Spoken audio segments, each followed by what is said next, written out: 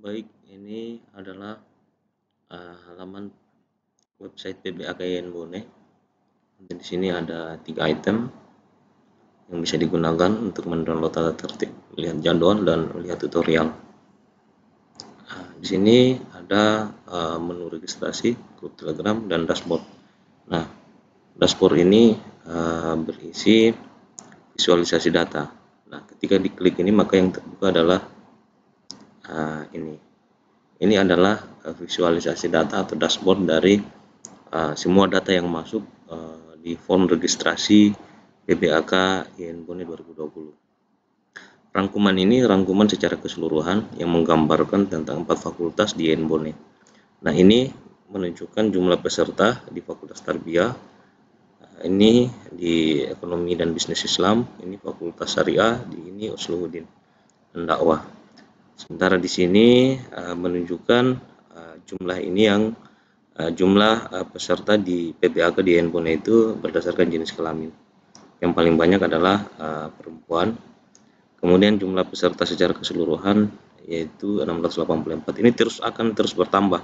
Jika saya mengklik ini perbaharui data, maka ini ketika ada yang menginput ini akan terus berubah. Ini sudah 694. Jadi setiap yang menginput akan otomatis masuk ke dalam sini dan otomatis bisa berubah diperbaharui datanya. Nah, di sini ini informasinya terkait perangkat yang digunakan oleh peserta PBAK. Ada yang menggunakan handphone, ada yang menggunakan laptop dan handphone keduanya ya, dan ada yang menggunakan laptop.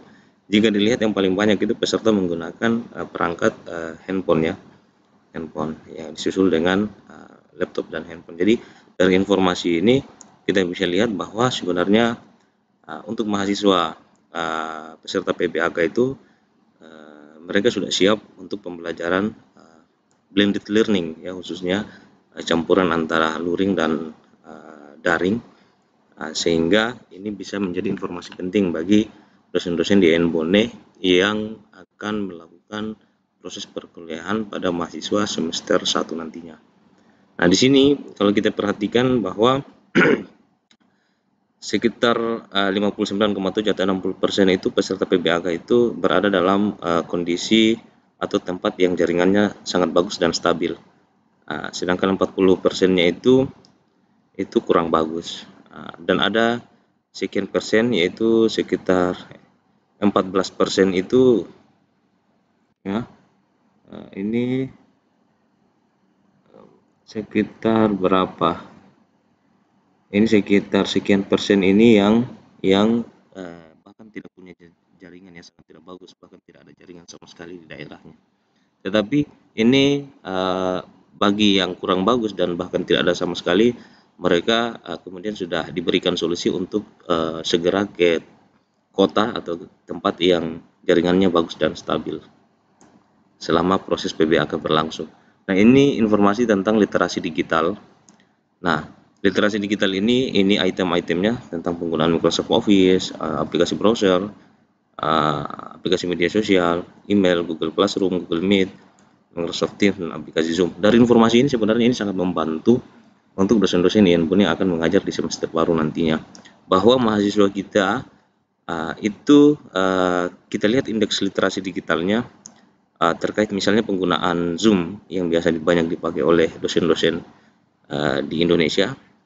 Itu kalau untuk YN Bone di Fakultas Ekonomi dan Bisnis Islam itu indeksnya 44,16, Syariah itu 45,28, Tarbiyah itu 43, Usluhuddin dan Dakwah itu 42,74. Ini kurang dari setengah ya. Jadi masih di bawah setengah, di bawah 50%, sehingga memang indeks kita masih rendah, tetapi setidaknya informasi ini sangat membantu bahwa mereka sudah mengenali aplikasi Zoom. Kemudian yang paling tinggi di sini ya aplikasi media sosial Facebook yang rata-ratanya itu di atas 50%. Oke, ini tentang literasi digital. Nah, ini secara keseluruhan. Nah, kita bisa juga melihat informasi dari kita filter. Kita hanya mau lihat informasi dari Fakultas Tarbiyah. Nah, ini bisa tinggal diklik. Maka informasinya langsung otomatis berubah seperti ini langsung. Tarbiyah itu 281, perempuannya itu 85% itu pesertanya dari perempuan. Kemudian ini informasi yang paling banyak digunakan handphone. Nah, ini untuk literasi digital Fakultas Tarbiyah ya, indeks literasi digitalnya. Begitupun dengan yang lainnya. Nah, bagaimana jika misalnya saya ingin melihat informasi per program studi di setiap fakultas, misalnya di Fakultas Syariah. Ini tinggal diklik.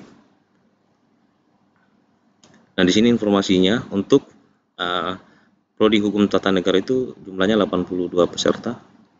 Hukum Keluarga Islam 63, ini informasinya. Jumlah berdasarkan jenis kelamin ini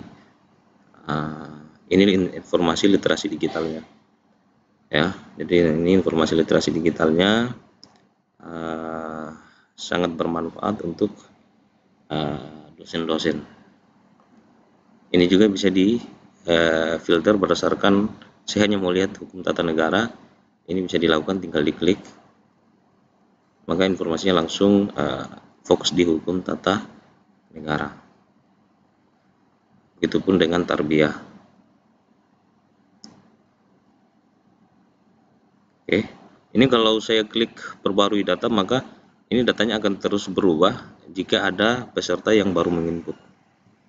Sama informasi literasi digitalnya ini per prodi.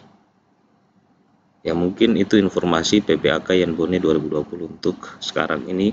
Masih menunggu proses registrasi sampai tanggal 24. Ini masih akan terus bertambah.